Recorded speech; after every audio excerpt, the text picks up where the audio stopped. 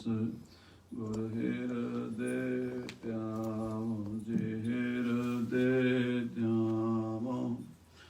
ਸ੍ਰੀ ਗੁਰੂ ਰਾਮਦਾਸ ਗੁਣ ਗਾਵੋ। ਗੁਰੂ ਅਰਜਨ ਬਿਗਨਨ ਕੇ ਨਾਸਕ ਬਿਗਨਨ ਕੇ। ਹਾਰੇ ਗੋਬਿੰਦ ਸ਼ੁਭ ਮਤ ਪ੍ਰਕਾਸ਼ਕ। ਸ੍ਰੀ ਹਰਿ ਰਾਏ ਨਮੋ ਕਰ ਜੋਰੀ ਨਮੋ ਕਰ ਜੋਰੀ। ਸ੍ਰੀ ਹਰਿ ਕ੍ਰਿਸ਼ਨ ਨਾਮ ਗੋਰੀ। ਤੇਗ ਬਹਾਦਰ ਪਰਮ ਕਿਰਪਾਲਾ ਪਰਮ ਕਿਰਪਾਲਾ। ਸ੍ਰੀ ਗੁਰੂ ਗੋਬਿੰਦ ਸਿੰਘ ਬਿਸਾਲਾ। ਤਾਰੋਂ ਤਾਰਾ ਪਾਰੇ ਪੁੰਨ ਪੁੰਨ ਸੀਸਾ। ਵਾਹਿਗੁਰੂ ਪੁੰਨ ਪੁੰਨ ਸੀਸਾ। ਬੰਦੋਂ ਬਾਰ ਬਾਰ ਜਗਦੀਸਾ। ਏਕ ਓੰਕਾਰਾ ਸਤਿਗੁਰੂ ਤੇ ਪ੍ਰਸਾਦ ਸਚ ਹੋਏ। ਵਾਹਿਗੁਰੂ ਜੀ ਕੀ ਫਤਿਹ ਹੈ। ਬਿਘਨ ਬਿਨਾਸਨ सोए। कहाँ बुद्ध प्रभ तुच्छ हमारी। बरन सके महिमा जो तिहारी। हम ना सकत कर सिफत तुम्हारी। आप लिहो तुम कथा सुधारी। हम ना सकत कर सिफत तुम्हारी। आप लिहो तुम कथा सुधारी। सतनाम श्री वाहिगुरु साहिब जी। दोहरा सुनियो मसंदन में वरन। प्रचुर भयो बिरतांत। श्री जननी ते आद सब करत चिंत बह भांत। वाहिगुरु जी का खालसा वाहिगुरु जी की फतेह।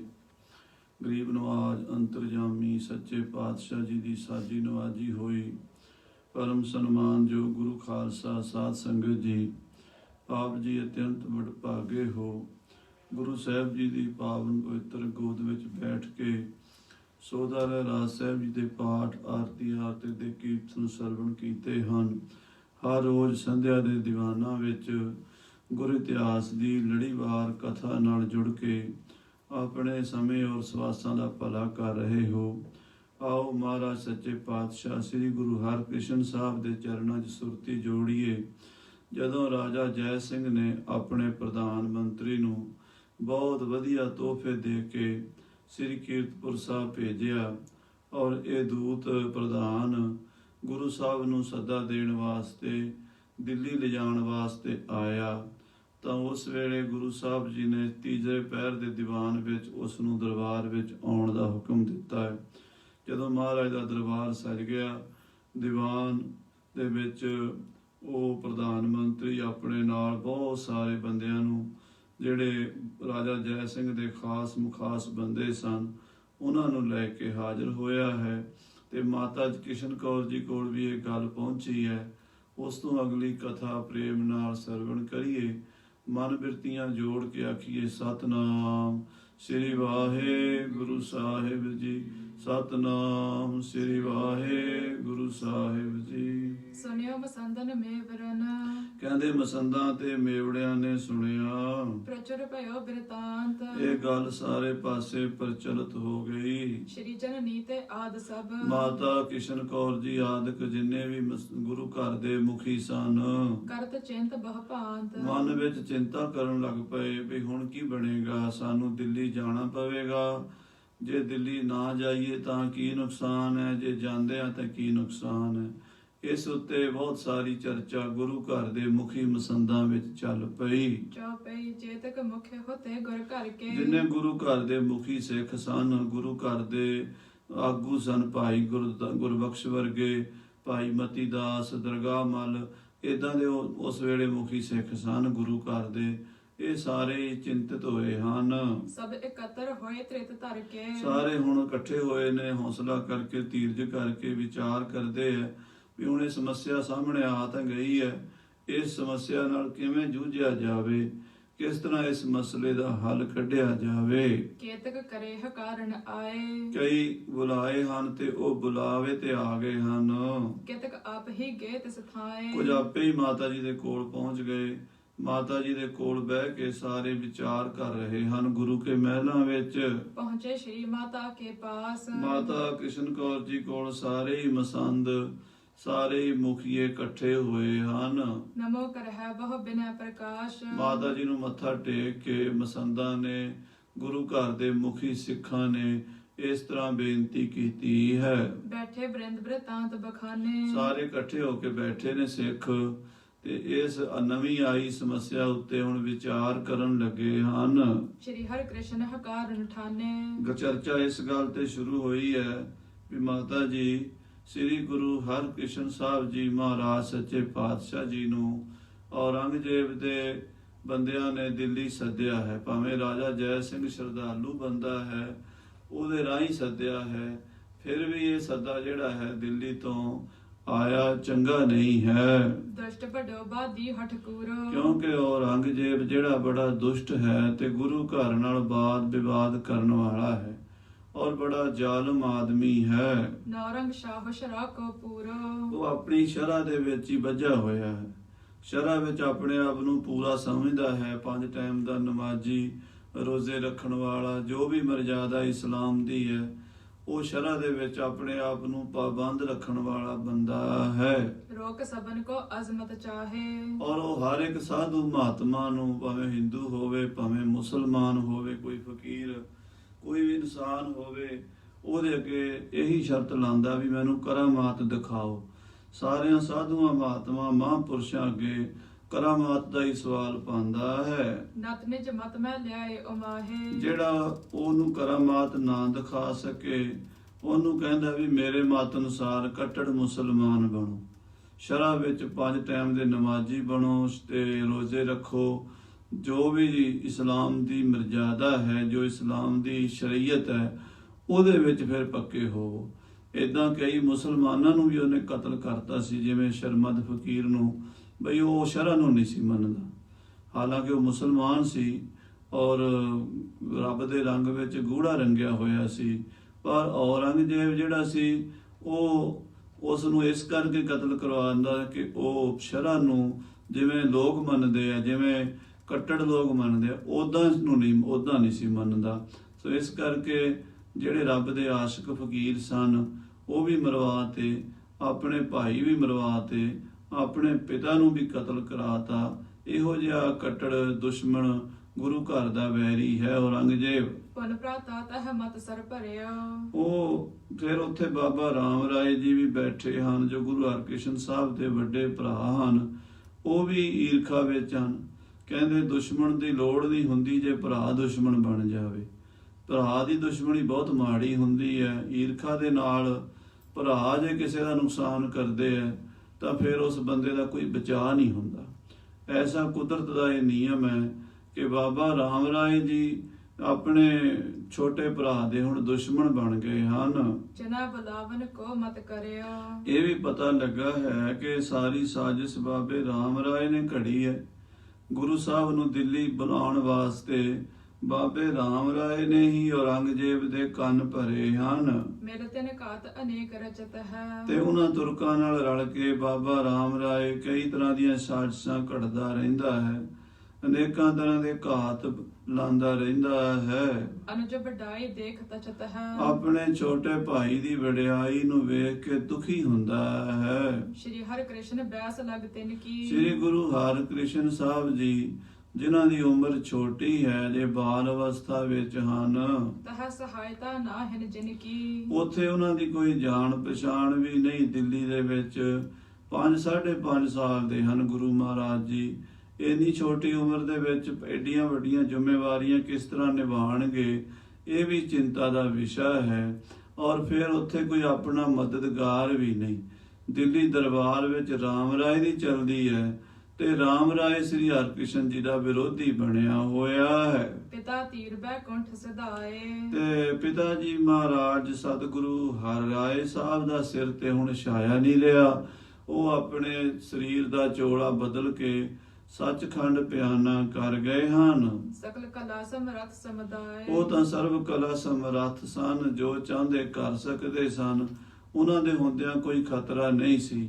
ਪਰ ਹੁਣ ਪਿਤਾ ਜੀ ਦਾ ਵੀ ਸਿਰ ਤੇ ਛਾਇਆ ਨਹੀਂ ਹੈ ਤੇ ਵੱਡਾ ਭਰਾ ਵਿਰੋਧੀ ਖੜ ਗਿਆ ਹੈ। ਇਹ ਅਸਮੰਜਸ ਹੈ ਸਭ ਬਾਤ। ਇਹ ਗੱਲ ਜਿਹੜੀ ਹੈ ਬੜੀ ਚਿੰਤਾ ਦਾ ਵਿਸ਼ਾ ਹੈ, ਬੜੀ ਅਸਮੰਜਸ, ਯਾਨੀ ਜੋ ਨਹੀਂ ਬਣ ਸਕਦੀ, ਜੋ ਹੋਣੀ ਨਹੀਂ ਚਾਹੀਦੀ ਸੀ, ਉਦਾਂ ਦੀ ਗੱਲ ਹੋ ਗਈ ਹੈ।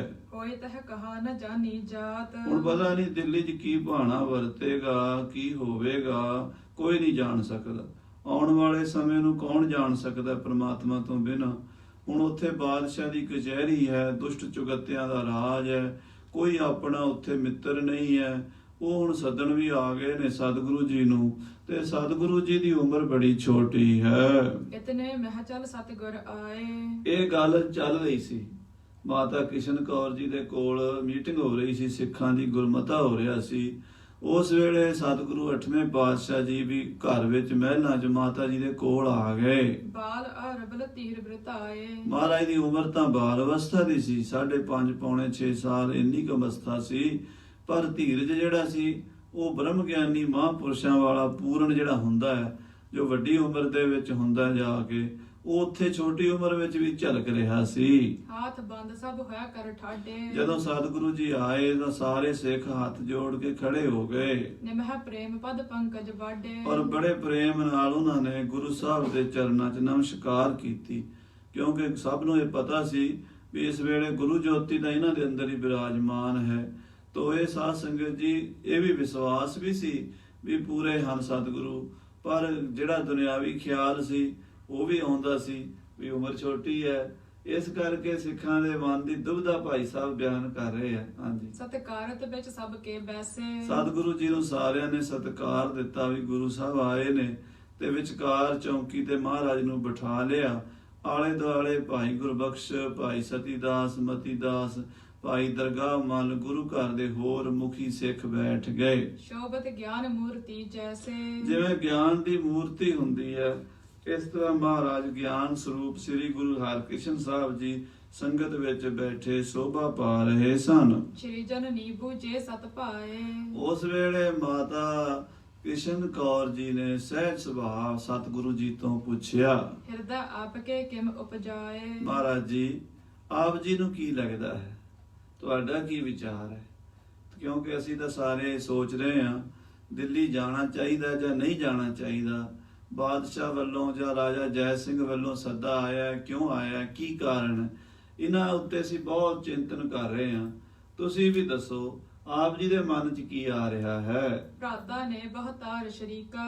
ਤੁਹਾਡੇ ਭਾਈ ਜੀ ਬਾਬਾ ਰਾਮ ਰਾਏ ਜੀ ਨੇ ਸ਼ਰੀਕਾ ਕਰਕੇ, ਸੋ ਜਸ ਮਾਰੋ ਲਗਹਿ ਨਨੀਕਾ। ਕਿਉਂਕਿ ਉਹਨਾਂ ਨੂੰ ਆਪ ਜੀ ਦੀ ਮਹਿਮਾ ਚੰਗੀ ਨਹੀਂ ਲੱਗਦੀ, ਤੁਹਾਡਾ ਸੁਜਸ ਉਹਨਾਂ ਨੂੰ ਚੰਗਾ ਨਹੀਂ ਲੱਗਦਾ, ਤੁਹਾਡੀ ਮਹਿਮਾ ਉਹਨਾਂ ਨੂੰ ਪਸਰੀ ਹੋਈ ਸੋਹਣੀ ਨਹੀਂ ਲੱਗਦੀ। ਇਸੇ ਕਰਕੇ ਉਹਨਾਂ ਨੇ ਆਪ ਜੀ ਨਾਲ ਈਰਖਾ ਕਰਕੇ ਇਹ ਸਾਰਾ ਸ਼ੜਯੰਤਰ ਰਚਿਆ ਹੈ। ਸ਼ਾਹ ਸਿਖਾਏ ਕਾਰਨ ਕਰੇ। ਔਰ ਬਾਦਸ਼ਾਹ ਨੂੰ ਸਿਖਾਇਆ ਹੈ, ਤੇ ਬਾਦਸ਼ਾਹ ਉਹਨਾਂ ਦੇ ਆਖੇ ਲੱਗ ਕੇ ਤੁਹਾਨੂੰ ਦਿੱਲੀ ਸੱਦ ਰਿਹਾ ਹੈ। ਮਮ ਸਮ ਮਿਲਹਿ ਦਵੈਸ਼ ਕੋ ਧਰੇ। ਹਾਂ, ਉੱਥੇ ਜਦੋਂ ਜਾਓਗੇ ਤੇ ਉੱਥੇ ਈਰਖਾ ਵੀ ਉਹ ਕਰੇਗਾ। ਬਾਬਾ ਰਾਮ ਰਾਏ ਤਾਂ ਬਹੁਤ ਈਰਖਾ ਕਰੇਗਾ। ਬਨਹਿ ਜਾਇਬੋ ਤਹਾਂ ਜ਼ਰੂਰ। ਉਹਨੇ ਇਸ ਕਰਕੇ ਬੁਲਾਇਆ ਹੈ ਬਈ ਗੁਰੂ ਸਾਹਿਬ ਆਉਣਗੇ, ਜਿਵੇਂ ਮੈਂ ਉਵੇਂ ਇਹ ਵੀ ਹੋ ਜਾਣਗੇ ਲੋਕਾਂ ਦੀ ਨਜ਼ਰਾਂ ਵਿੱਚ, ਤੋ ਉੱਥੇ ਜਾਣਾ ਬਣਦਾ ਹੈ ਜ਼ਰੂਰ।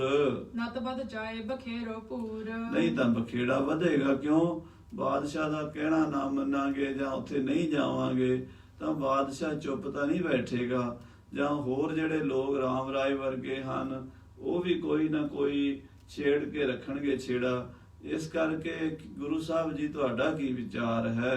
ਨੌਰੰਗ ਕੇ ਨਰ ਛੂਛੇ ਜਾਹੇ। ਜੇ ਔਰੰਗਜ਼ੇਬ ਦੇ ਬੰਦਿਆਂ ਨੂੰ ਹੁਣ ਵਾਪਸ ਮੋੜ ਦਈਏ ਖਾਲੀ, ਦੁਸ਼ਟ ਤਬੈਰਸ ਹੈ ਮਨ ਮਾਹੇ। ਤਾਂ ਔਰੰਗਾ ਦੁਸ਼ਟ ਬੜਾ ਗੁੱਸਾ ਕਰੇਗਾ। ਉਹਦੇ ਮਨ ਵਿੱਚ ਇਹ ਆਵੇਗੀ ਗੱਲ ਵੀ ਗੁਰੂ ਜੀ ਨੇ ਮੇਰਾ ਕਹਿਣਾ ਨਹੀਂ ਮੰਨਿਆ, ਮੇਰੇ ਬੰਦੇ ਮੋੜ ਦਿੱਤੇ ਹਨ, ਮੇਰਾ ਅਪਮਾਨ ਕੀਤਾ ਹੈ। ਇਹਦੇ ਹੰਕਾਰ ਹੈ ਜੋਰ ਕਰਾਗੋ। ਉਹ ਹੰਕਾਰੀ ਹੈ, ਆਪਣੇ ਬਲ ਦਾ, ਪ੍ਰਤਾਪ, ਰਾਜ ਸੱਤਾ ਦਾ ਉਹਦੇ ਕੋਲ ਬਹੁਤ ਹੈ। 22 ਸੂਬਿਆਂ ਦਾ ਮਾਲਕ ਹਿੰਦੁਸਤਾਨ ਦਾ, ਔਰ ਉਹਦੇ ਕੋਲ ਫੌਜਾਂ ਦੀ ਕੋਈ ਕਮੀ ਨਹੀਂ ਹੈ, ਸਭ ਤਰ੍ਹਾਂ ਨਾਲ ਉਹ ਸਮਰੱਥ ਹੈ, ਤੇ ਉਹ ਜ਼ੋਰ ਕਰੇਗਾ ਫਿਰ ਧੱਕਾ ਕਰੇਗਾ, ਲਸ਼ਕਰ ਪਠਾ ਵਿਰੋਧ ਧਰਹ ਗੋ ਫੌਜਾਂ ਭੇਜ ਕੇ ਆਪ ਜੀ ਦਾ ਵਿਰੋਧ ਕਰੇਗਾ। ਬਿਗੜ ਜਾਏ ਪੁਨ ਸੁਧਰਹ ਨਾਹੀ ਜੇ ਗੱਲ ਵਿਗੜ ਗਈ ਫਿਰ ਸੁਧਰੇਗੀ ਨਹੀਂ, ਕਿਉਂਕਿ ਇੱਕ ਵਾਰੀ ਗੱਲ ਜਦੋਂ ਵਿਗੜ ਜਾਂਦੀ ਹੈ ਤਾਂ ਉਹਨੂੰ ਫਿਰ ਸੁਧਾਰਨਾ ਬੜਾ ਔਖਾ ਹੋ ਜਾਂਦਾ ਹੈ, ਬੁਰਾ ਕਰਤ ਜਿਸ ਬੈ ਸਹਿ ਪਾਹੀ ਕਿਉਂਕਿ ਉਹਦੇ ਕੋਲ ਬਹਿਣ ਵਾਲੇ ਵੀ ਸਾਰੇ ਬੁਰਾ ਹੀ ਸੋਚਦੇ ਹਨ, ਬੁਰਾ ਹੀ ਕਰਦੇ ਹਨ। ਤੇ ਮਾੜੀ ਸਲਾਹ ਤੇ ਚੰਗੀ ਸਲਾਹ ਵਾਲਾ ਤਾਂ ਉੱਥੇ ਬੰਦਾ ਕੋਈ ਨਹੀਂ ਦਿੱਲੀ ਦੇ ਵਿੱਚ।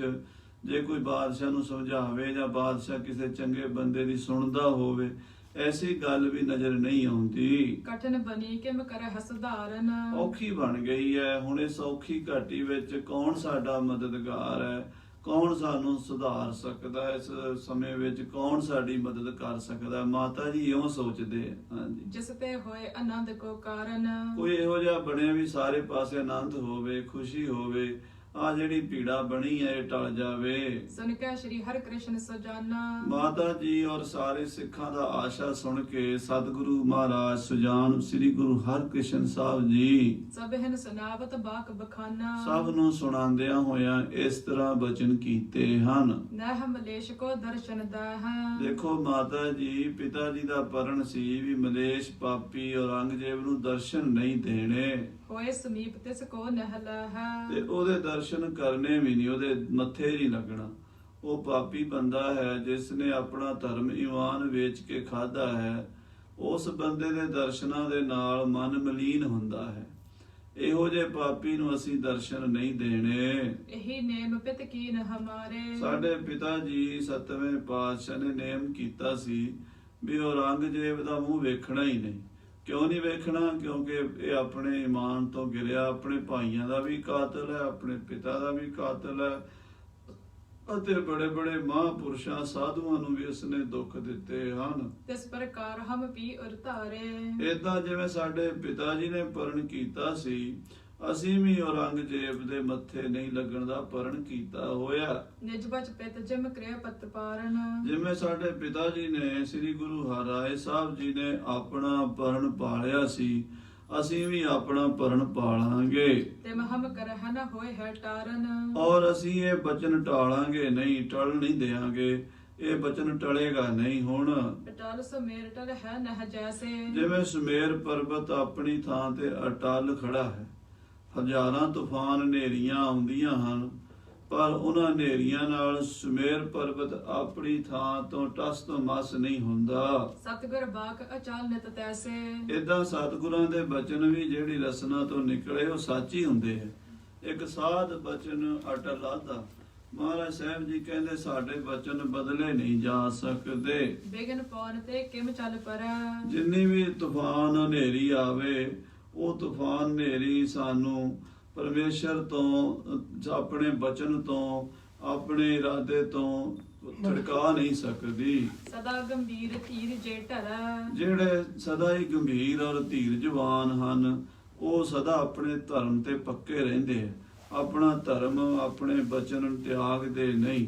ਅਚਲ ਬਾਕਸਨ ਕਹਿ ਤਿਸ ਕਾਲਾ ਉਸ ਵੇਲੇ ਸਤਿਗੁਰੂ ਜੀ ਦੇ, ਗੁਰੂ ਹਰਿਕ੍ਰਿਸ਼ਨ ਸਾਹਿਬ ਜੀ ਦੇ ਅਡੋਲ ਬਚਨ ਸੁਣ ਕੇ ਤਸੇ ਮਸੰਦਰੋ ਮਾਤ ਬਿਸਾਲਾ ਜਿੰਨੇ ਵੀ ਉੱਥੇ ਸਿੱਖ ਮਸੰਦ ਬੈਸੇ ਮਾਤਾ ਜੀ ਸਭ ਡਰ ਗਏ। ਉਹ ਸਭ ਦੇ ਮਨ ਵਿੱਚ ਇੱਕਦਮ ਇਸ ਗੱਲ ਨੂੰ ਸੁਣ ਕੇ ਸਹਿਮ ਆ ਗਿਆ ਬਈ ਇਹ ਤਾਂ ਬੜਾ ਕਠਿਨ ਬਚਨ ਕਰ ਰਹੇ ਨੇ, ਐਡੀ ਵੱਡੀ ਤਾਕਤ ਹੈ, ਹਿੰਦੁਸਤਾਨ ਦਾ ਬਾਦਸ਼ਾਹ ਹੈ, ਉਹਦੇ ਨਾਲ ਮੱਥਾ ਲਾਉਣ ਵਾਲੀ ਗੱਲ ਹੈ ਵੀ ਉਹਨੂੰ ਦਰਸ਼ਨ ਨਹੀਂ ਦੇਣੇ, ਉਹਦੇ ਦਰਸ਼ਨ ਨਹੀਂ ਕਰਨੇ, ਕੋਈ ਛੋਟੀ ਗੱਲ ਨਹੀਂ ਹੈ। ਹਾਂਜੀ, ਪਿਤਾ ਸਮਾਨ ਨੇਮ ਜੇ ਧਾਰਿਓ ਜੇ ਪਿਤਾ ਦੀ ਤਰ੍ਹਾਂ ਇਹਨਾਂ ਨੇ ਨੇਮ ਨਿਭਾਇਆ ਤਾਂ ਫਿਰ ਔਖਿਆਈ ਹੋਵੇਗੀ, ਕਠਿਨਾਈ ਹੋਵੇਗੀ, ਤਾਂ ਅਬ ਸਭ ਹੂੰ ਕਾਜ ਬਿਗਾਰਿਓ ਸਾਰਾ ਕੰਮ ਵਿਗੜ ਜਾਏਗਾ। ਕਿਉਂਕਿ ਮਹਾਰਾਜ ਸਤਵੇਂ ਪਾਤਸ਼ਾਹ ਨੇ ਪਰਣ ਕੀਤਾ ਸੀ, ਉਹਨਾਂ ਨੇ ਤਾਂ ਚਲੋ ਨਿਭਾ ਲਿਆ ਔਖਾ ਸੌਖਾ, ਬੜਾ ਕਠਿਨਾਈਆਂ ਉਹਨਾਂ ਨੂੰ ਵੀ ਆਈਆਂ, ਵੱਡੇ ਸਾਹਿਬਜ਼ਾਦੇ ਰਾਮ ਰਾਏ ਨੂੰ ਭੇਜਿਆ, ਪਰ ਹੁਣ ਤਾਂ ਇਹਨਾਂ ਨੂੰ ਆਪ ਬੁਲਾਇਆ ਹੈ, ਕਿਹਨੂੰ ਭੇਜਣਗੇ, ਆਪ ਹੀ ਜਾਣਾ ਪੈਣਾ ਹੈ। ਤੇ ਜੇ ਜਾਣਗੇ ਬਾਦਸ਼ਾਹ ਦੇ ਮੱਥੇ ਨਹੀਂ ਲੱਗਣਗੇ ਤਾਂ ਫਿਰ ਬਾਦਸ਼ਾਹ ਮਨ ਦੇ ਵਿੱਚ ਈਰਖਾ ਵਿਰੋਧ ਕਰੇਗਾ। ਸਭ ਨੇ ਜੋਰ ਕਰ ਬਿਨਾ ਬਖਾਨੀ ਉਸ ਵੇਲੇ ਜਿੰਨੇ ਵੀ ਮਸੰਦ ਸਿੱਖ ਬੈਠੇ ਸਨ, ਸਾਰਿਆਂ ਨੇ ਹੱਥ ਜੋੜ ਕੇ ਮਹਾਰਾਜ ਜੀ ਦੇ ਚਰਨਾਂ 'ਚ ਬੇਨਤੀ ਕੀਤੀ। ਤੁਮ ਸਰਬ ਅੱਗੇ ਸਗਲ ਗੁਣ ਖਾਨੀ। ਹੇ ਗੁਣਾਂ ਦੀ ਖਾਨ, ਹੇ ਅੰਤਰਜਾਮੀ, ਹੇ ਸਰਬੱਗ ਸਤਿਗੁਰੂ ਜੀ, ਆਪ ਸਭ ਕੁਝ ਜਾਣਦੇ ਹੋ। ਆਪ ਜੀ ਤੋਂ ਕੋਈ ਗੱਲ ਲੁਕੀ ਛਿਪੀ ਨਹੀਂ ਹੈ।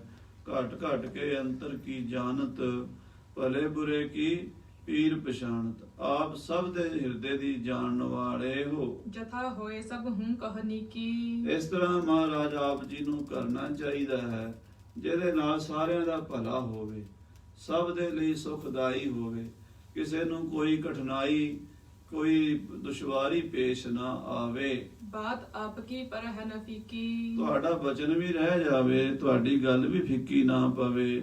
ਔਰ ਸਿੱਖ ਸਮਾਜ, ਗੁਰੂ ਨਾਨਕ ਦੀ ਸੰਪਰਦਾ, ਗੁਰੂ ਨਾਨਕ ਦਾ ਮਤ ਜਿਹੜਾ ਹੈ, ਇਹਦੇ ਉੱਤੇ ਵੀ ਕੋਈ ਆਂਚ ਨਾ ਆਵੇ। ਕਰਨੀ ਕਾਰ ਤਥਾ ਤੁਮ ਬਨ ਹੈ। ਮਹਾਰਾਜ ਜੀ ਸੱਚੇ ਪਾਤਸ਼ਾਹ ਜੀ ਆਪ ਜੀ ਨੂੰ ਉਹੀ ਜਿਹਾ ਕੰਮ, ਉਹੀ ਕੰਮ ਕਰਨਾ ਬਣਦਾ ਹੈ, ਜਿਹੜੇ ਕੰਮ ਤੇ, ਜਿਹੜੇ ਰਾਹ ਤੇ ਚੱਲ ਕੇ ਆਪ ਜੀ ਦਾ ਰੁਤਬਾ ਵੀ ਕਾਇਮ ਰਵੇ, ਵਚਨ ਵੀ ਆਪ ਜੀ ਦਾ ਪੂਰਾ ਹੋਵੇ ਤੇ ਸੰਗਤ ਦਾ ਵੀ ਭਲਾ ਹੋਵੇ, ਕਿਸੇ ਤਰ੍ਹਾਂ ਦਾ ਕੋਈ ਕਲਾ ਕਲੇਸ਼ ਨਾ ਖੜਾ ਹੋ ਜਾਵੇ। ਮਾਤ ਆਪ ਕੀ ਗਿਣਤੀ ਗਿਨ ਹੈ। ਆਪ ਜੀ ਦੀ ਮਾਤਾ ਵੀ ਚਿੰਤਾ 'ਚ ਪਈ ਹੈ ਸਤਿਗੁਰੂ ਜੀ।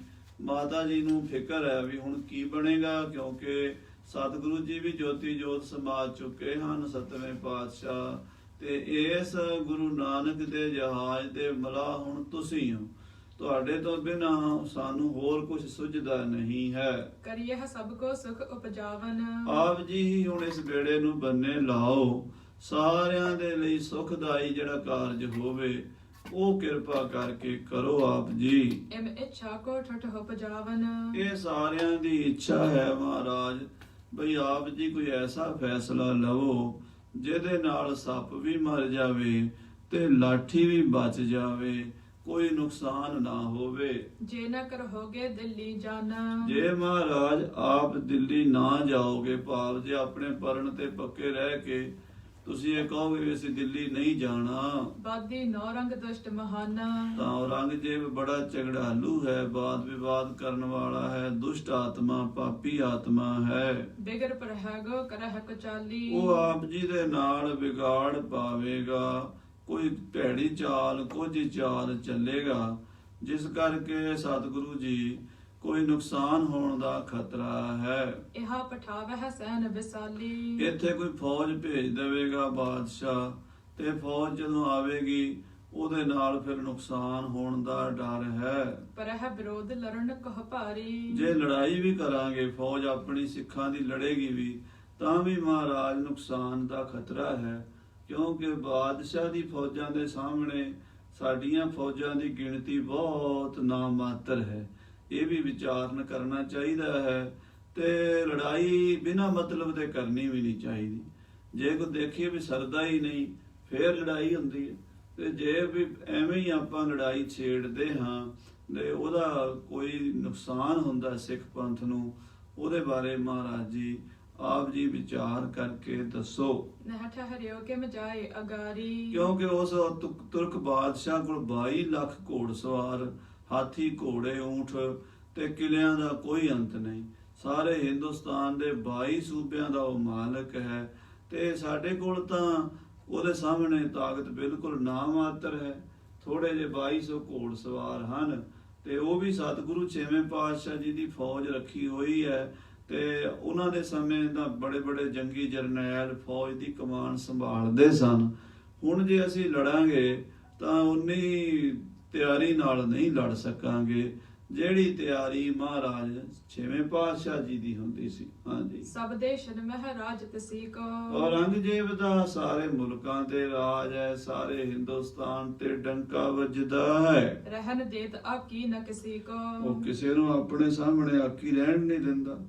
ਉਹਨੇ ਬੜੇ ਬੜੇ ਹਿੰਦੂ ਰਾਜੇ, ਬੜੇ ਬੜੇ ਨਵਾਬ, ਬੜੇ ਬੜੇ ਖਾਨ ਬਹਾਦਰ, ਬੜੇ ਬੜੇ ਰਾਜਪੂਤ ਰਾਜੇ ਝੁਕਾ ਲਏ ਨੇ ਰਾਜਸਥਾਨ ਦੇ, ਤੇ ਮਹਾਰਾਜ ਜਿਹੜੇ ਐਡੀਆਂ ਐਡੀਆਂ ਤਾਕਤਾਂ ਦੀ ਧੌਣ ਮਰੋੜ ਦਿੰਦਾ ਹੈ, ਉਸ ਔਰੰਗਜ਼ੇਬ ਦੇ ਸਾਹਮਣੇ ਸੱਚੇ ਪਾਤਸ਼ਾਹ ਅਸੀਂ ਕਿਵੇਂ ਲੜਾਂਗੇ। ਸੁਨ ਕੇ ਸ਼੍ਰੀ ਹਰਿ ਕ੍ਰਿਸ਼ਨ ਸਬਨ ਤੇ ਇਹ ਸਾਰੇ ਸਿੱਖਾਂ ਦੀ ਚਿੰਤਾ, ਵੱਖਰੇ ਵੱਖਰੇ ਵਿਊ ਤੋਂ ਗੱਲ ਕੀਤੀ ਸਾਰਿਆਂ ਨੇ। ਕਿਸੇ ਨੇ ਫੌਜ ਦੇ ਪੱਖ ਤੋਂ ਕੀਤੀ, ਕਿਸੇ ਨੇ ਲਿਹਾਜ਼ਦਾਰੀ ਤੋਂ ਕੀਤੀ, ਕਿਸੇ ਨੇ ਰਣਨੀਤੀ, ਰਾਜਨੀਤੀ, ਧਰਮ ਨੀਤੀ, ਸਾਰੇ ਪੱਖਾਂ ਤੋਂ ਜਦੋਂ ਇਹ ਸਮੱਸਿਆ ਸੀ ਵੀ ਦਿੱਲੀ ਜਾਣਾ ਕਿ ਨਹੀਂ ਜਾਣਾ।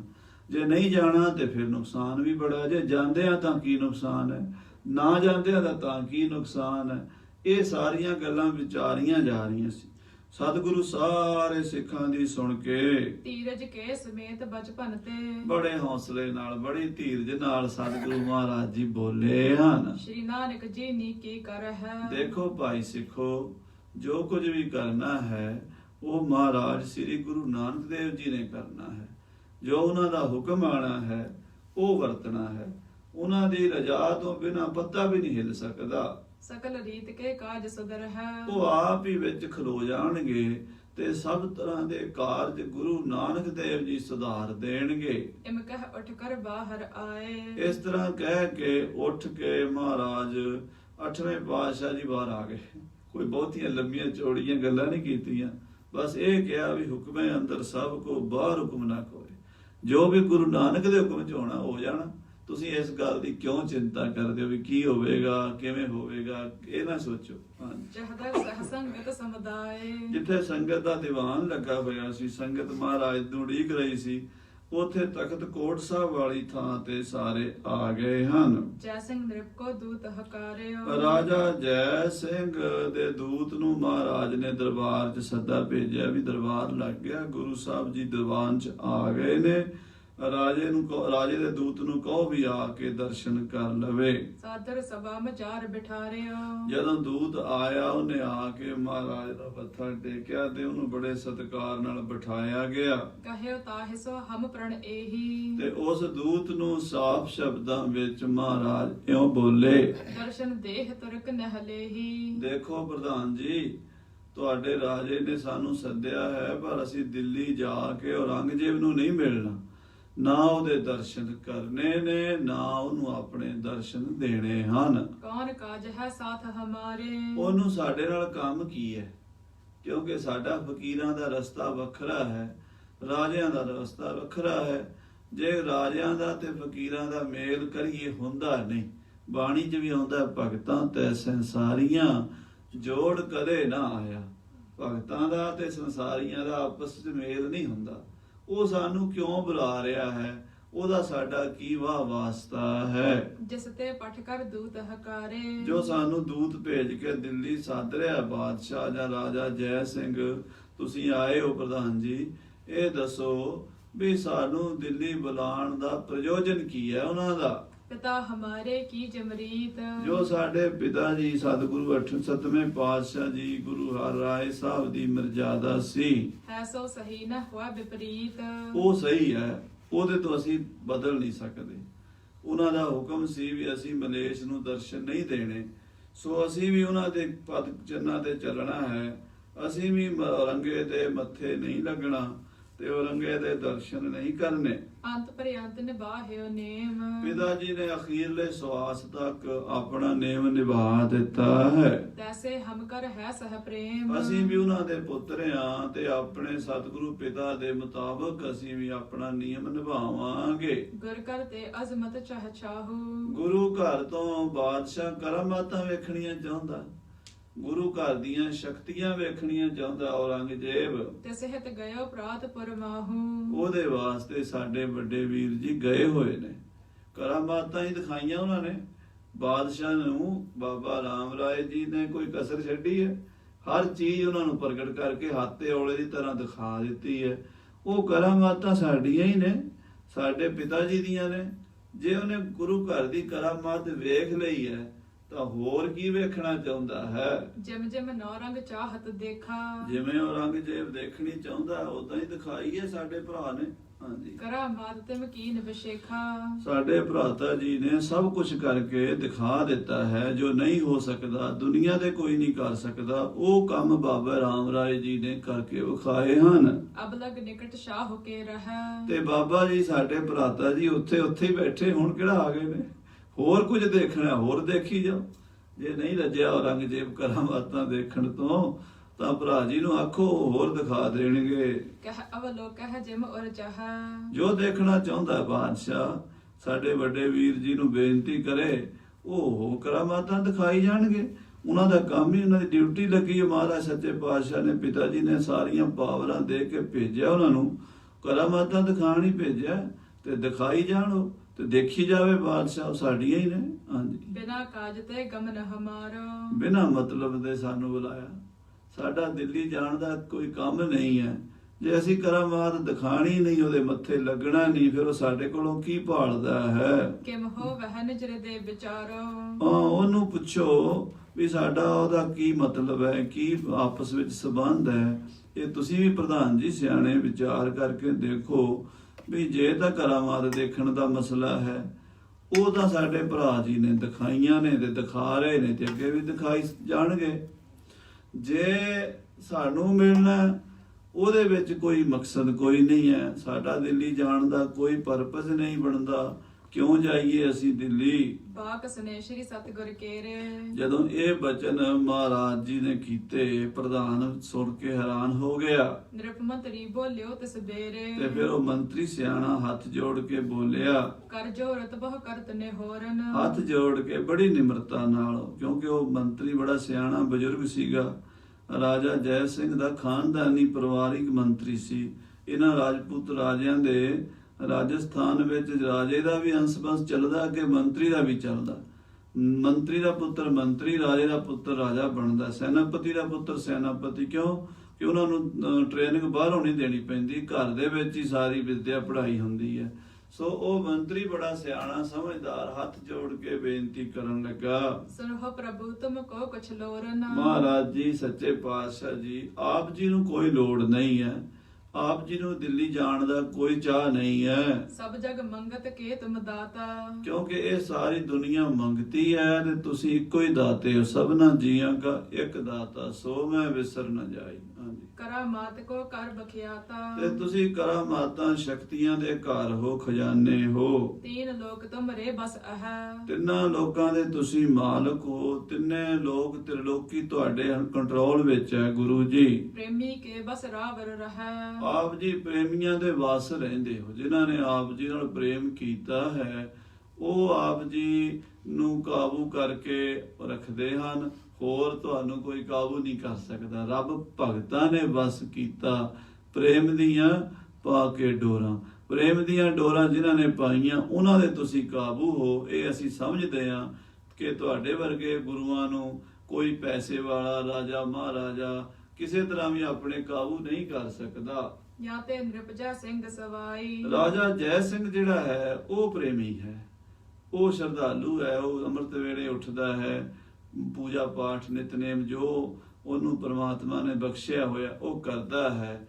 ਤੇ ਹੁਣ ਉਹਨੂੰ ਪਤਾ ਲੱਗਾ ਵੀ ਤੁਸੀਂ ਪੂਰੇ ਸਤਿਗੁਰੂ ਹੋ, ਤੇ ਉਹ ਤੁਹਾਡੇ ਦਰਸ਼ਨਾਂ ਲਈ ਲਲਚਾਉਂਦਾ ਹੈ। ਸਹਿਤ ਪ੍ਰੇਮ ਕਿਆ ਬਿਨਾ ਵਡਾਈ। ਉਹਨੇ ਬੜੀ ਭਾਵਨਾ ਨਾਲ ਬੇਨਤੀ ਕਰਕੇ ਮੈਨੂੰ ਭੇਜਿਆ ਹੈ ਵੀ ਬਾਦਸ਼ਾਹ ਵਾਸਤੇ ਨਹੀਂ, ਗੁਰੂ ਜੀ ਸਾਡੇ ਵਾਸਤੇ ਦਿੱਲੀ ਆ ਜਾਓ।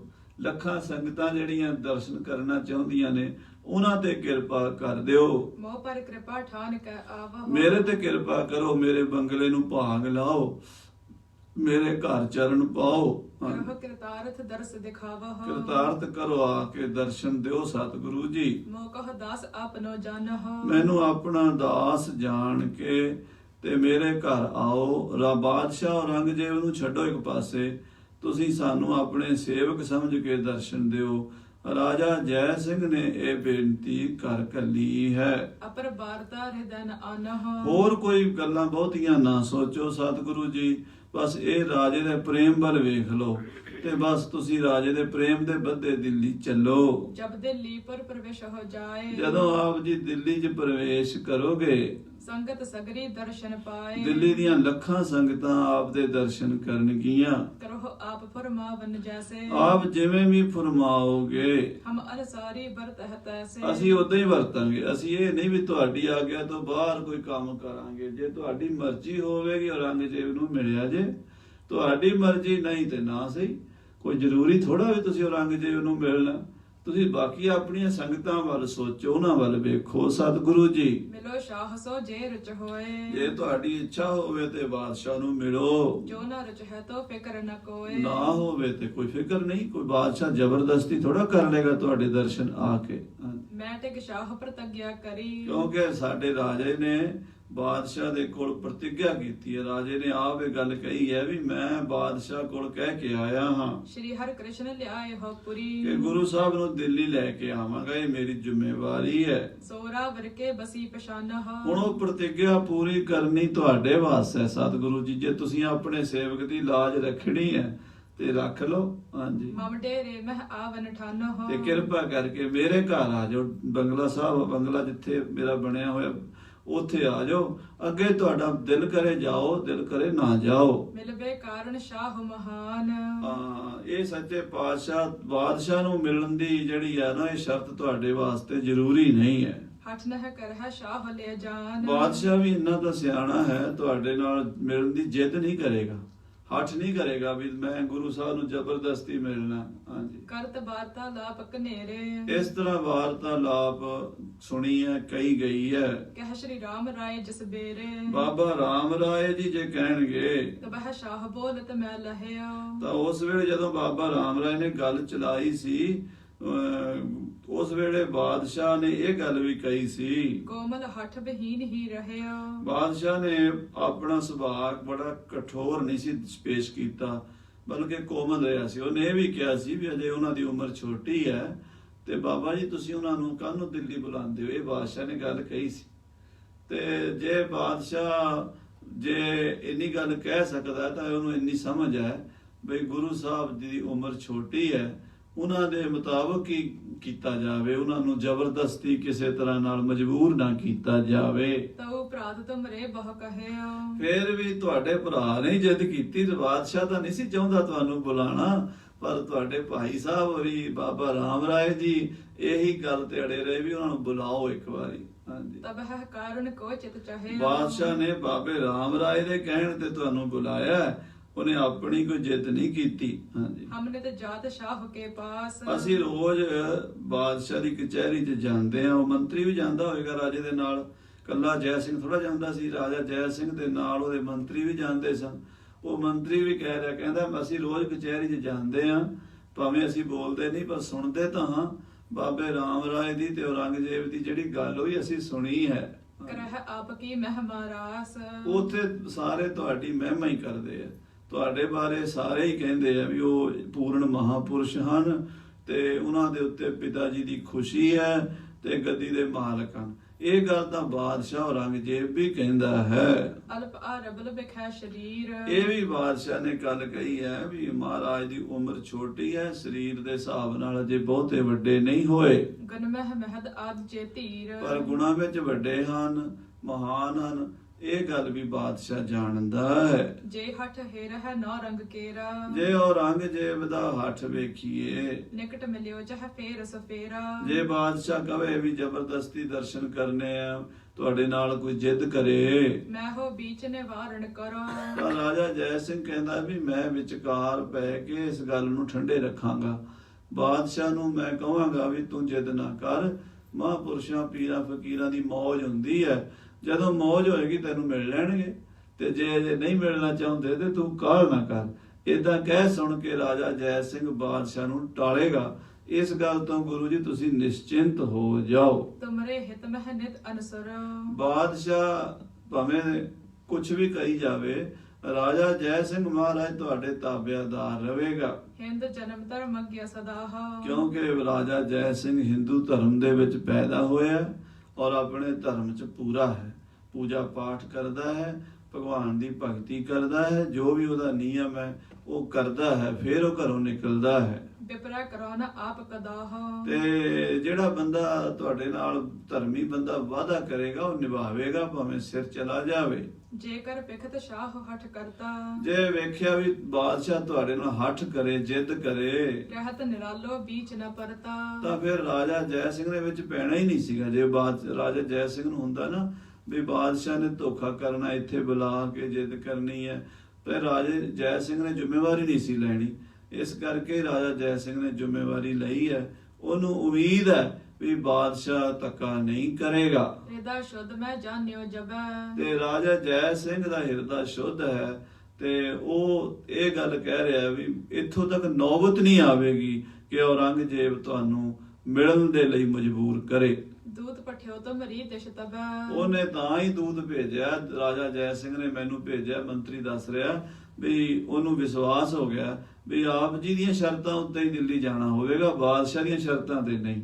ਹਾਂਜੀ, ਰਾਵਰ ਕੇ ਭਰਾਤਾ ਬਹੁ ਕਹੇ। ਤੁਹਾਡੇ ਭਾਈ ਸਾਹਿਬ ਜ਼ਰੂਰ ਕਹਿੰਦੇ ਸੀ, ਇਹ ਸਾਰੀ ਛੇੜ ਤਾਂ ਉਹਨਾਂ ਨੇ ਛੇੜੀ ਹੈ ਬਾਬੇ ਰਾਮ ਰਾਏ ਜੀ ਉਹਨਾਂ ਨੇ, ਉਹ ਤੁਹਾਨੂੰ ਬੁਲਾਉਣ ਦੇ ਵਾਸਤੇ ਬੜੇ ਉਤਾਵਲੇ ਸਨ। ਜਾਂ ਤੇ ਤੁਮਹੁ ਅਨਾਵਨ ਚਾਹਿਓ। ਉਹ ਤੁਹਾਨੂੰ ਬੁਲਾਉਣ ਦੇ ਲਈ ਇਹ ਸਾਰਾ ਕੁਝ ਕਰ ਰਹੇ ਸਤਿਗੁਰੂ ਜੀ। ਦਿੱਲੀ ਮਹਿ ਪਰਵਿਸ਼ ਹੋ ਇੱਕ ਬਾਰੀ। ਇੱਕ ਵਾਰੀ ਆਪ ਜੀ ਦਿੱਲੀ ਚੱਲੋ, ਹੋਏ ਹੈ ਸਭ ਤੁਮਰੇ ਅਨਸਾਰੀ। ਦੇਖ ਲੈਣਾ ਉਹ ਦਿੱਲੀ ਜਿਹੜੇ ਲੱਖਾਂ ਸਿੱਖ ਬਾਬੇ ਰਾਮ ਰਾਏ ਨੂੰ ਗੁਰੂ ਮੰਨੀ ਬੈਠੇ ਨਾ, ਤੁਹਾਡੇ ਅਨਸਾਰੀ ਹੋ ਜਾਣਗੇ। ਹੋਇਆ ਵੀ ਇਦਾਂ ਹੀ ਸੀਗਾ।